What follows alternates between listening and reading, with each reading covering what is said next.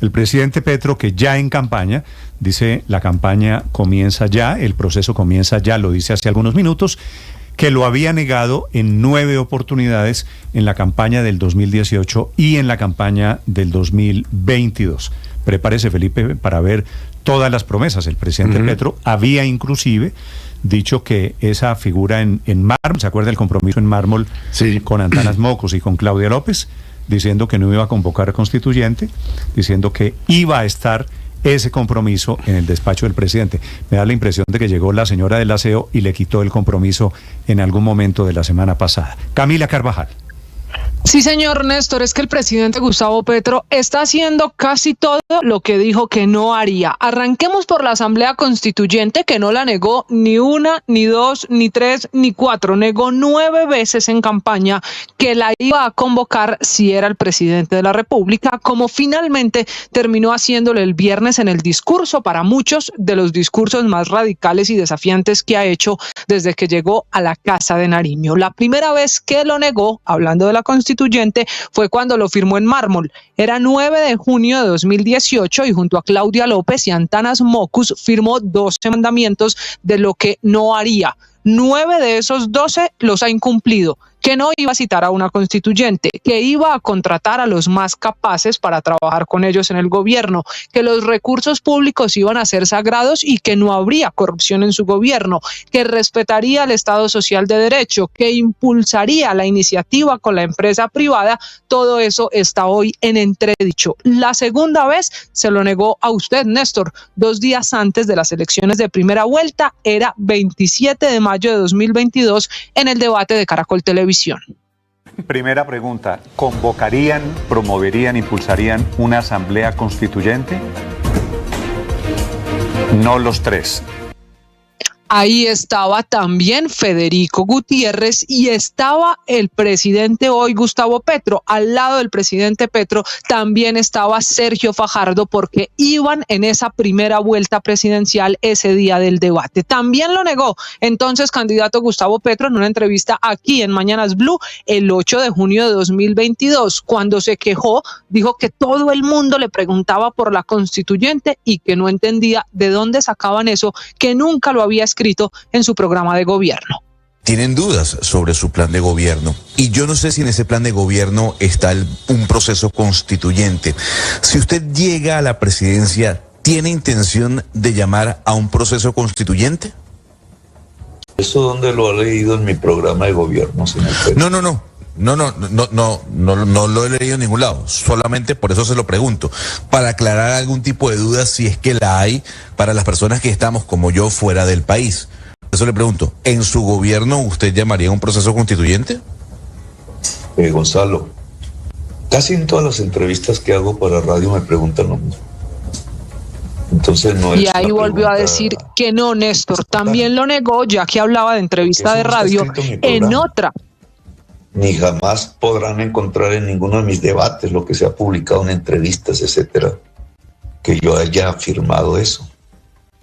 Entonces, la repetición de esa pregunta tiene como objetivo el cimentar en la opinión pública la idea de que están a punto de elegir un dictador de izquierda, como varios que existen en América Latina. Y no. Yo lo que planteo es aplicar la Constitución del 91. Y si yo voy a aplicar la Constitución del 91, le hago una pregunta a Gonzalo. ¿Para qué necesito una constituyente si ya tengo una Constitución? Sí. Que además hicimos nosotros. Pero fíjese, doctor Petro, que la pregunta es interesante. La historia de la Constituyente del 91 sabrá que... Y él decía que en todas las entrevistas de radio le preguntaban lo que nunca había programado, ni escrito, ni pensado para su gobierno. También lo negó en campaña a periodistas de Caracol Radio. Ahí era junio que le preguntaron por la Asamblea Constituyente y se lo negó Néstor a la periodista Patricia Yaniot el 10 de junio de 2022. Ahí dijo que él respetaba la Constitución del 91 porque él y las mayorías la habían hecho. La Constitución de Colombia la hicimos nosotros como fuerza mayoritaria, elegida popularmente hace 30 años. en la Asamblea Nacional Constituyente. Sí, pero por un tiempo en el pasado Entonces, quería cambiarla. Lo que pasa es que ahora volvió a cambiar de posición. Fíjate el nivel, ¿cómo voy a cambiar lo que hicimos? Bueno, usted, Pues hay claro un que video, hay temas de la Constitución. Hay un video que publicó pues, Carlos Fernando Galán, que usted dice: si yo soy presidente de Colombia, el primer acto, el primer día es convocar a un referendo ciudadano con una sola pregunta: ¿quiere usted, sí o no, convocar una Asamblea Nacional Constituyente en Colombia? Lo estoy leyendo textual del video. Muéstrame ese video en esta campaña. Y en esta campaña, es que recuerden, era 10 de junio de 2022, el día de esa entrevista. Y si hay otra vez que lo negó más reciente, fue el 23 de noviembre de 2023. El escenario, Néstor, era la Feria del Libro de Venezuela, ya como presidente. Ahí dijo que él no quería cambiar la constitución vigente, aunque consideraba que muchas cosas de lo que había escritas en ella no se cumplían en Colombia. Todas estas maneras y diferentes escenarios en los que el presidente dijo que no a lo que hoy dice que sí, a la confesión de su idea de asamblea constituyente, que termina siendo en el Monumento de la Resistencia en Cali, ante los más fervientes y creyentes seguidores, porque el público eran jóvenes y comunidades indígenas de Valle, Cauca y Nariño, pero también era su gabinete, como la ministra de Ambiente, Susana Muhammad, que terminó llorando con las palabras de su jefe, del presidente Gustavo Petro. Después de lanzar la idea de la constituyente, este no es un dato menor, ya llevaba 1 hora y 4 minutos de discurso, y mire con lo que remató la propuesta de la constituyente.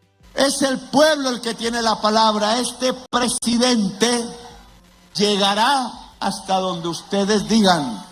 Cumplirá con estos 3 propósitos: el acuerdo humanitario con ustedes en las mesas, la inversión en el territorio. La semana entrante vamos a los sures, ya pasamos por el litoral pacífico.